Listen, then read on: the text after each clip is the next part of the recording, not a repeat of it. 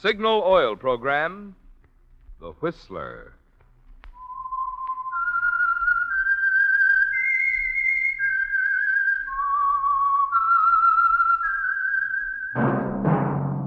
That whistle is your signal for the Signal Oil program, The Whistler.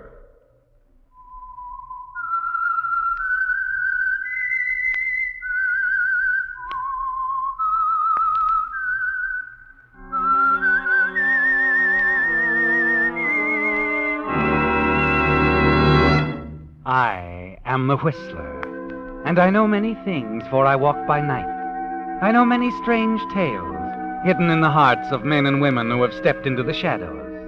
Yes, I know the nameless terrors of which they dare not speak.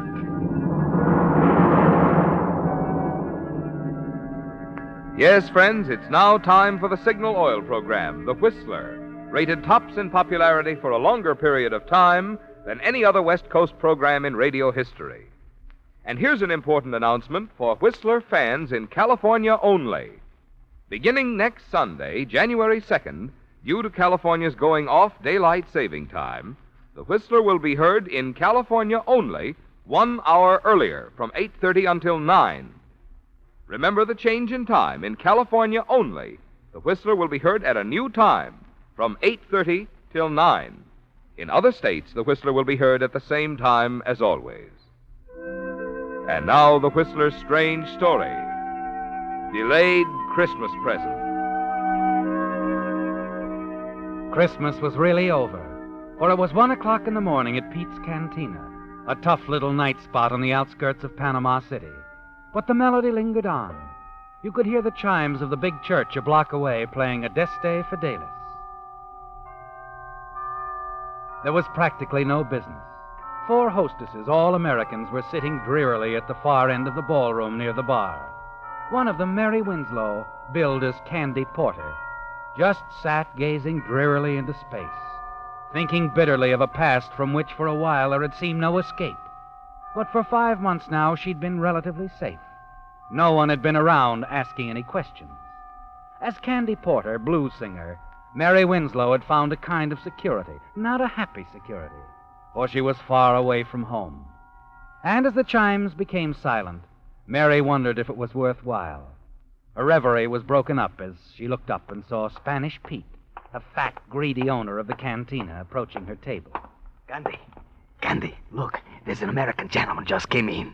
He wants to buy you some champagne. Champagne, you hear that? Please, Pete, not tonight. It's Christmas. I'd rather be alone if you don't mind. I do mind. Look, All kid, right. I'll let him spend his money on champagne. Now you're smart, baby. Here he comes. You turn, see the tall, heavy-set American approach. Suddenly you become tense. You recognize the type, don't you? After a year of running away, you've learned to spot his kind in a moment. You fight to remain calm as he reaches your table. Sit down, Mr. Fontaine. Sit down. Sure you don't mind, Miss Porter? Of course not. Thanks. In that case, I guess I will. I'll go get the champagne. I keep him on ice. 11 years old, too. Cigarette, Mr. Fontaine? No, thanks. You don't mind if I do. Of course not. Light? Thanks. Strange, spending Christmas so far away from home. Mm-hmm. How come? Business. Important business. Couldn't it wait? No. This business means a lot to the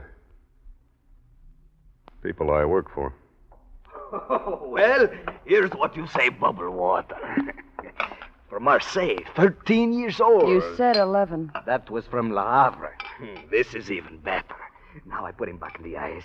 You want some more? You just call Pete. I got another one on ice just like him. Well, I guess it's kind of late to wish you a Merry Christmas, Miss Porter. So I guess I'd better just say season's greetings. Huh? Anyway, here's luck. Here's hoping you find whatever you came here after. I've already found what I came after. I'm glad. I hope you will be. Why shouldn't I be?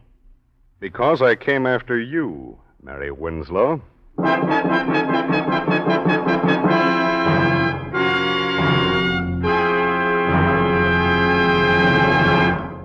With the prologue of Delayed Christmas Present, the Signal Oil Company brings you another strange story by The Whistler.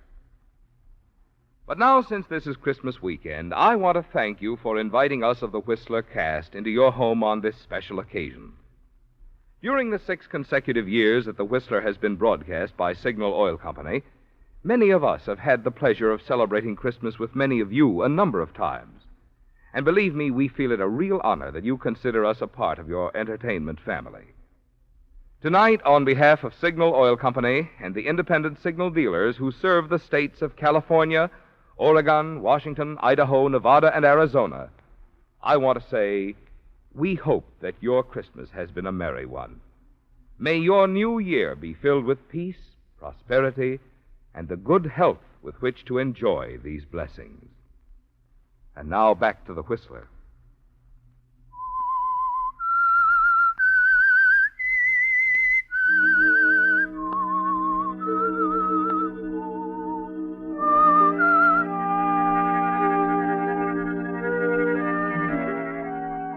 After a year, it doesn't seem fair, does it, Mary Winslow?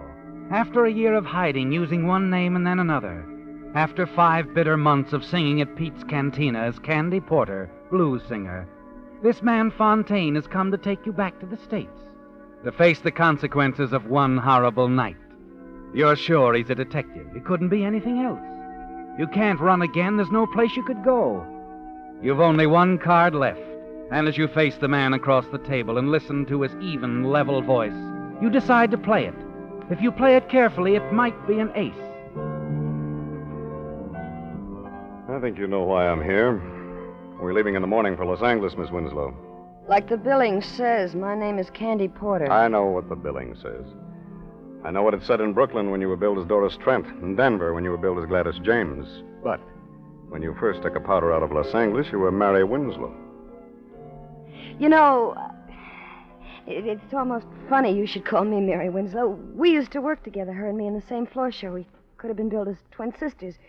The customers used to mistake us for each other, too. Now, look, Miss Winslow, let's quit kidding. I'm not kidding. A lot of other people have made the same mistake you have. And like I said, I knew Mary Winslow intimately. I think I could help you solve your case if you'll let me tell you about her. Sure. Go ahead if it'll make you feel any better. Thanks.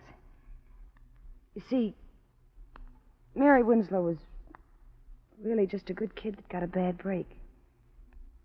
In love with a swell guy and scared to death of a hoodlum. She told me all about it.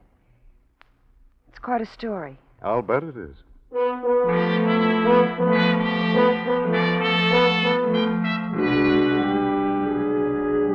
Yes, it was quite a story, wasn't it, Mary?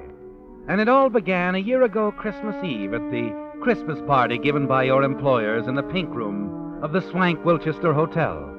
You really enjoyed yourself that night, didn't you? And you were quite the hit of the evening. You sang 3 numbers and went over big.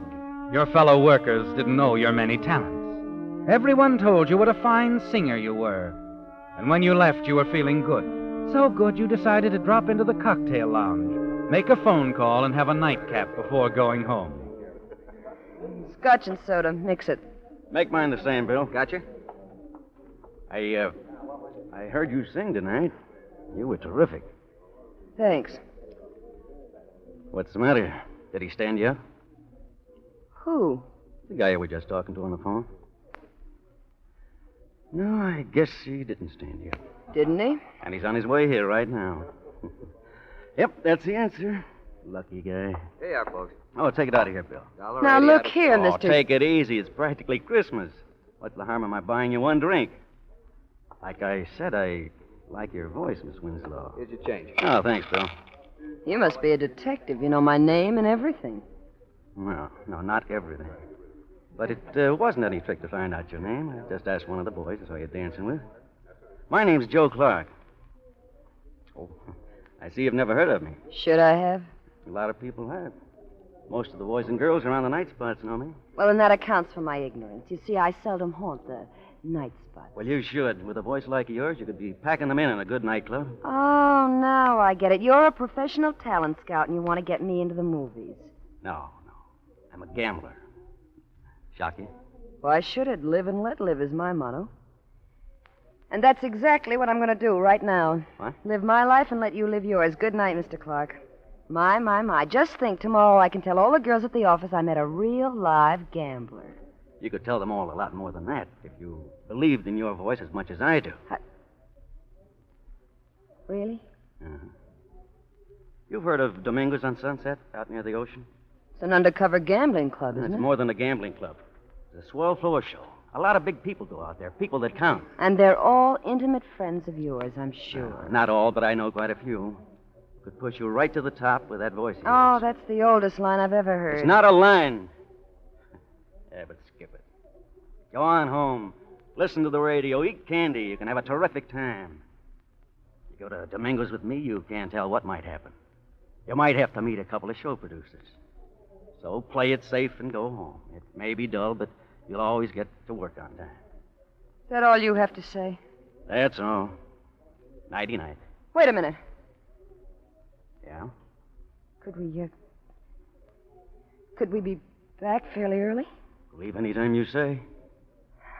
Well, what are we waiting for? Oh, now you're making sense. I'll call a cab. Never mind, I have a car. It's parked right around the corner.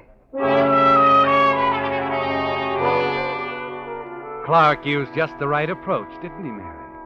You realize you're being a fool. But as the hours pass, you tell yourself your fears are groundless. Joe treats you with perfect courtesy. You watch the gambling for a while, then proceed to the silver room and enjoy the floor show. Afterward, you have a little food and watch the dancers.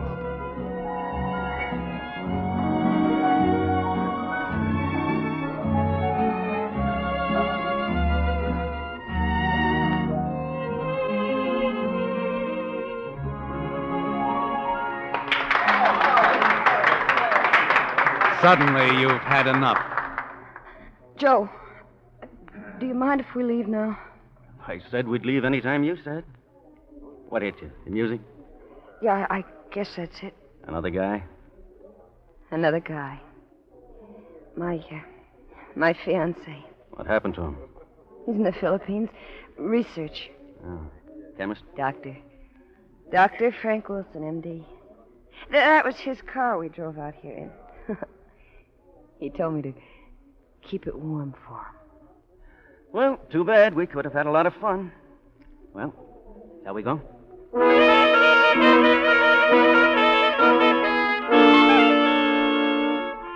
Was it just the song, Mary? Or was it that uneasy feeling you have about Joe that made you want to leave so suddenly? It must have been the song. For as you're ready to leave the club grounds, Joe is still a considerate escort. Well, hop in. Oh, unless you want me to drive. Oh, I'll drive unless you mind too much. Oh, no, I don't mind. Probably be safer, too.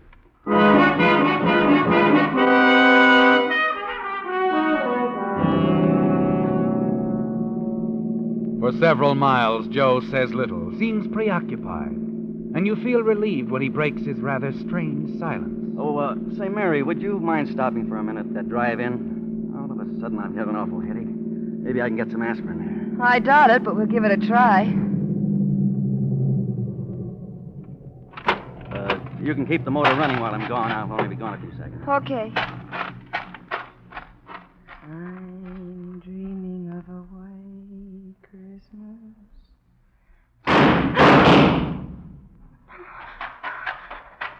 Joe! Get going. Joe, you shot him. I said get going fast. There's a gun in your ribs, baby. You just saw what happened to one guy that crossed me.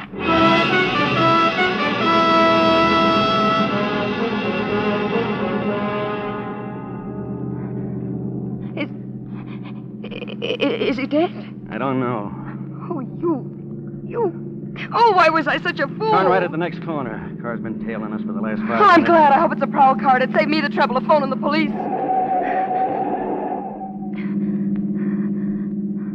He didn't turn, baby. You shouldn't have said what you did about phoning the cops. You better pull over and park. We got a couple of things to talk over. I said pull over!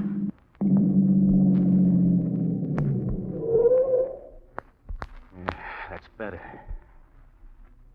Please Please, Joe, don't kill me. I know you can do it easy, but I'll never talk about tonight. That's the way you feel now. An hour from now, you'll feel Oh, no, different. I won't, on my word of honor. I'm making a deal with you, Joe. I'm trading you my silence for my life. I swear I won't talk about it ever. Okay, I'll take a chance. You drove the getaway car, so we're partners now anyway. We're going to have a lot of fun together, you and me. Now, how about dropping me off at my place? Tell me where to go. I live about 6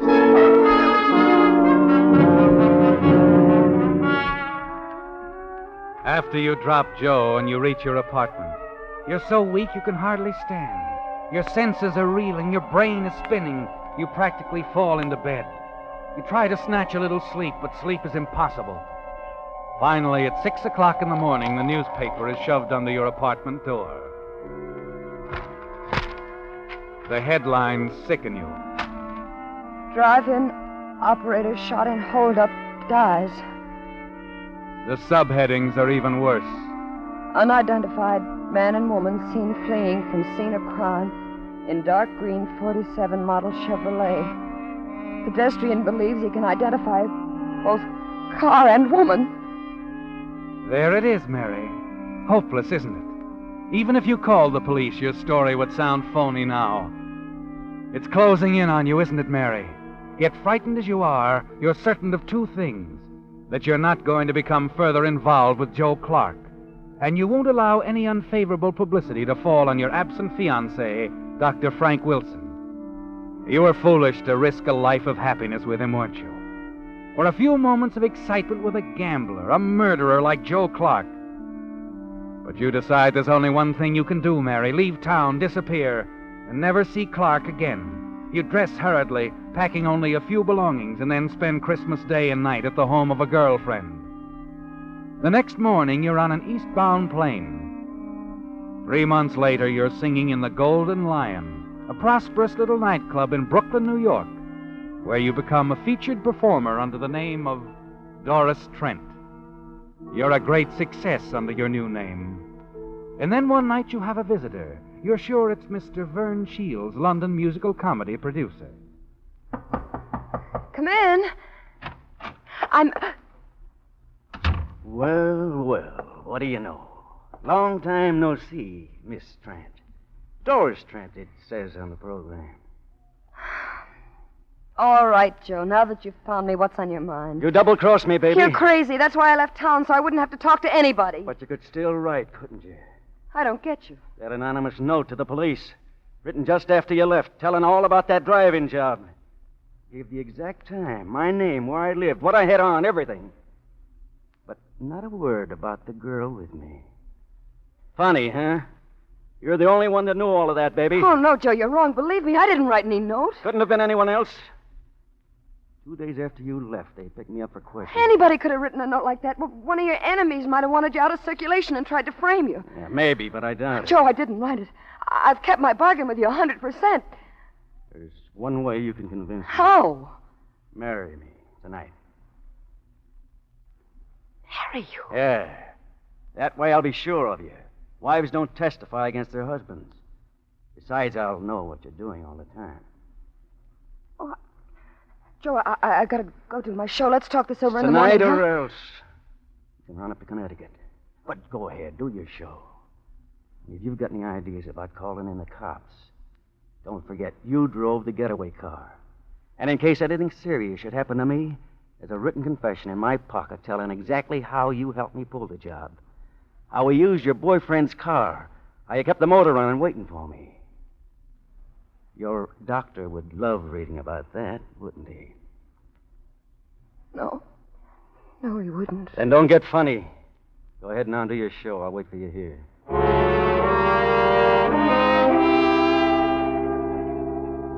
You start down the hallway toward the powder room off stage. Suddenly you realize what a fool you've been. But you're not going to keep on being a fool, are you, Mary? Not with that wall telephone just 5 steps ahead of you. Operator. Oh, operator. Get me police headquarters. Better quick. hang up quick, babe, and I mean quick. You should have looked around before you called. I had a hunch you'd try to double-cross me. Now I know for sure who wrote that note to the cops. Oh, I didn't, Joe, You honest. just tried to call him, didn't you? All of a sudden, I've lost interest in getting married. We're just going for a little ride. Come on, babe. Start walking. No, Joe. I'm not moving a foot, not an inch. If I have to be shot, I'll take it right here. Let go of my arm. What's going on here? Something wrong, Doris? This guy bothering you? Yes, he is. He wants to date me. Tell him to leave, will you, Eddie? Maybe I'd better take him into the office and call the cops. No. Thanks, Eddie. There's no need for that. He's just another wolf. Tell him to leave. That's good enough. You heard what the lady said, Bud. Start traveling. Okay, chum. Anything you say. I'll see the lady later. We parked right across the street. Miss Trent. You should have let me call the cops. I would have if he hadn't had you covered with his gun. Oh? Thanks, kid. Eddie, I gotta get out of town fast. After what you just did for me, that's a cinch. Grab some clothes while I phone my wife I'm bringing you home. We'll go out the rear entrance. My car's on the lot next door. Tomorrow I'll call a friend of mine in Denver. He'll put you to work right away. You better change your name, though. That'll be easy. I'm getting used to it.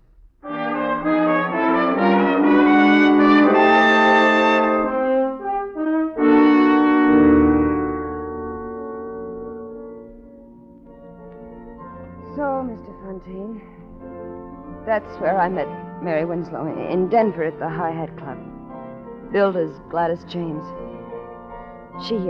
She roomed with me about 2 months, and then she left just like that one night when a waiter told her some guy wanted to interview her for a magazine. That's the last I ever saw of her. That's the end of the story? That's the end. And Mary Winslow told you all this? Well, we were very close friends. I'll say you were. You expect me to believe that? It's true, every word of it.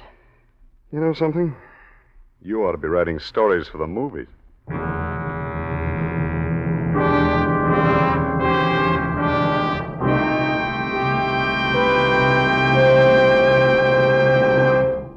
The Whistler will return in just a moment with a strange ending to tonight's story. Now that Christmas shopping is out of the way for another year, most of us are figuring ways to get our badly stretched budgets back into shape, which makes now a mighty appropriate time to talk about Signal, the famous Go Farther gasoline. Mileage, of course, is only one of the reasons that folks who insist on getting the most from each gasoline dollar choose Signal. In addition, they like the superior performance that goes hand in hand with mileage. You see, the only way today's Signal gasoline can give you such good mileage is by helping your motor run more efficiently. And when your motor runs more efficiently, you also enjoy quicker starting, faster pickup, smoother power, the things that make driving more pleasure. So, among your resolutions for the new year, how about resolving to put Signal gasoline to the test in your car?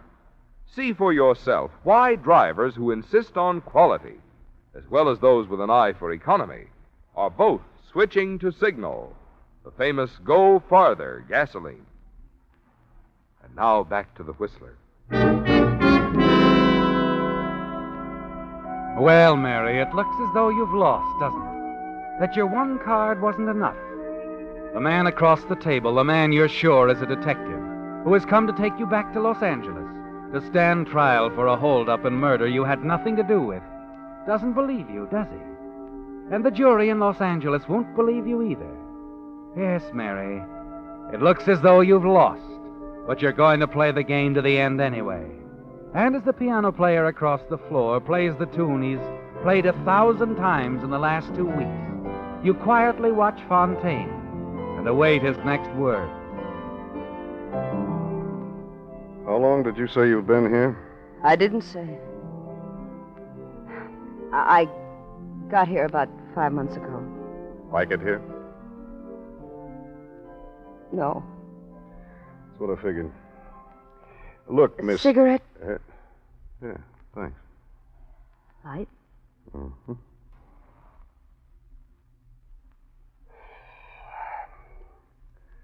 Thanks again, Miss Porter. Did you say Miss Porter. That's what you said your name was, didn't you? That's what the billing says, too, isn't it? Oh, thanks, Mr. Fontaine. Thanks for believing me. There's just one thing I'd like to ask you, Miss. Ask me anything. Knowing Miss Winslow as well as you do you think she might come back to Los Angeles sometime and sort of clear things up? I think she might. Someday. You see, a girl like Mary Winslow gets to feel kind of soiled after working around in joints like this. She'd probably want to spend a little time, maybe out in the desert, in the sunshine. Sort of freshening up before anybody she cared about. Yeah. I guess she would. Well, this was a pretty long trip for nothing, you might say.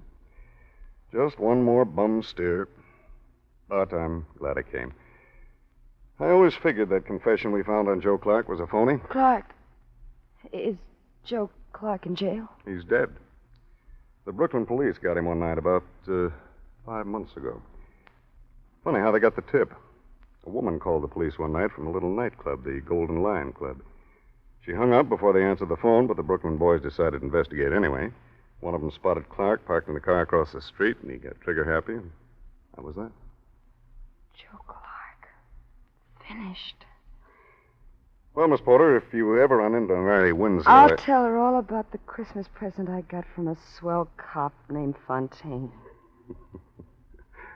I'm not a cop, Miss Porter. You're not? Then who are you? I'm a private investigator, working for a guy named Wilson. Dr. Frank Wilson. Frank Wilson? That's right. He's in love with Mary Winslow. Doesn't care where she's been.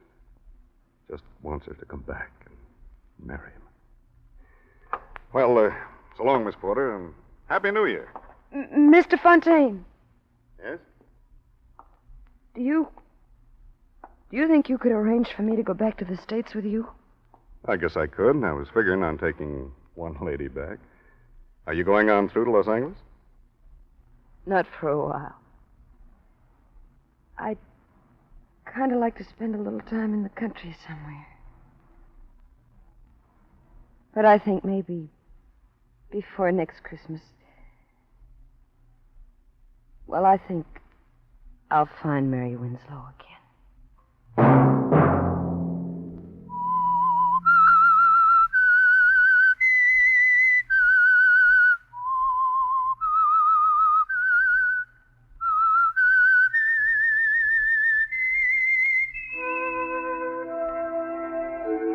Let that whistle be your signal for the Signal Oil program, The Whistler.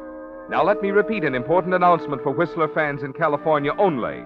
Beginning next Sunday, January 2nd, due to California's going off daylight saving time, The Whistler will be heard in California only 1 hour earlier from 8:30 until 9.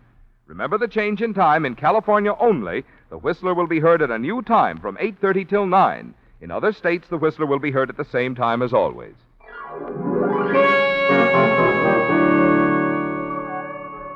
Featured in tonight's story were Joan Banks and Jack Petruzzi. The Whistler was produced by George W. Allen and directed by Gordon Hughes, with story by Edward Bloodworth and music by Wilbur Hatch, and was transmitted to our troops overseas by the Armed Forces Radio Service. This is Marvin Miller speaking.